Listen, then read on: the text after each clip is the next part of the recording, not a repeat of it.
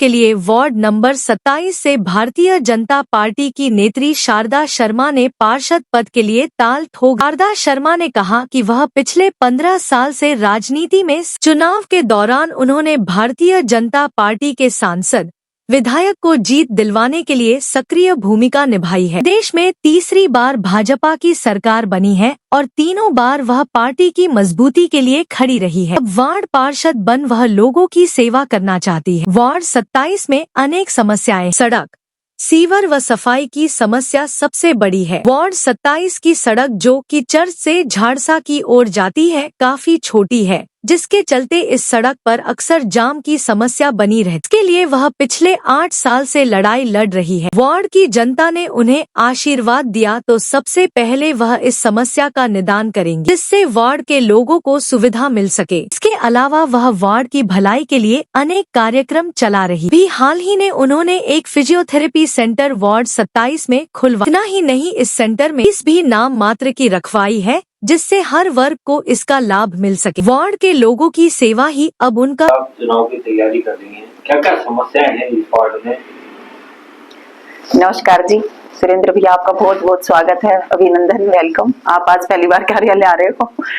और हमारी जो तैयारी है वो इसीलिए हुई है कि काफी सालों से मैं सक्रिय इसकी भाजपा की कार्यकर्ता हूँ और उसके चलते 3 बार हमने सक्रियता में 15 साल में 3 बार हमने अपने सांसद बनाए हैं, राव इंद्रजीत जी, और 3 बार एमएलए बना चुकी हूँ। मैं 15 साल से बहुत सक्रिय पार्ट निभा रही हूँ अपनी भारतीय जनता पार्टी में।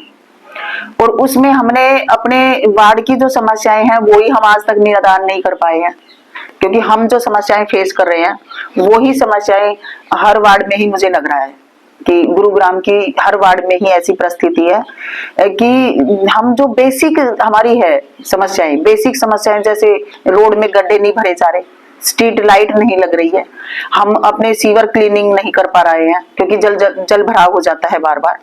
और उसके उपरांत भी हमारे जो कर्मचारी हैं नगर निगम के, वो सफाई कर्मचारी भी समय पर नहीं आते हैं।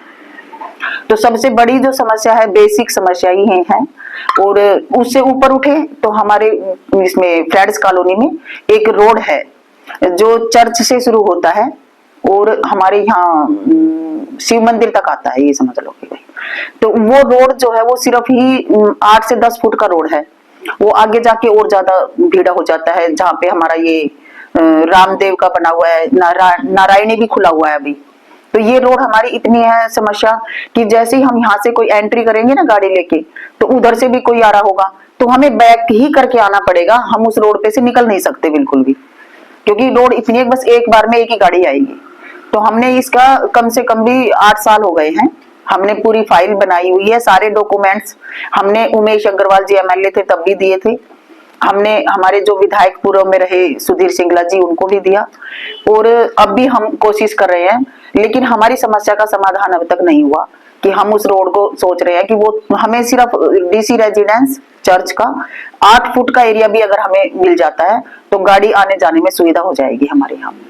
आप की पार्टी है, आप की सरकार है और कंटिन्यू बहुत अच्छी जीत के आ रही है, इसीलिए लोग हमसे कह रहे हैं कि भी बार बार आप हमारे पास आते हो, हम जिताते भी हैं पार्टी को, और बड़े उम्मीदें हैं पार्टी से, लोगों की बहुत उम्मीदें हैं, इसीलिए पार्टी बहुत अच्छे मार्जिन से जीत के आई है 3री बार। और इसीलिए हमने ये सोचा है कि अब की बार स्वयं हम अपने आप को ही करेंगे, जिम्मेदारी लेंगे कि हम खुद काउंसलर की मैं तैयारी कर रही हूँ पार्षद की अपने वार्ड नंबर 27 से, कि हमें यही देखना है कि हमारी समस्या का समाधान क्यों नहीं हो रहा है, क्यों ये काम नहीं हो रहे हैं। तो पार्टी की टिकट आपने दावेदारी किया, अगर टिकट नहीं मिलती तो तब मैं चुनाव नहीं लड़ूंगी, क्योंकि मैं शुरू से ही सिर्फ अपने संगठन को, भारतीय जनता पार्टी को समर्पित हूँ और मेरा समर्पित भाव आजीवन रहेगा।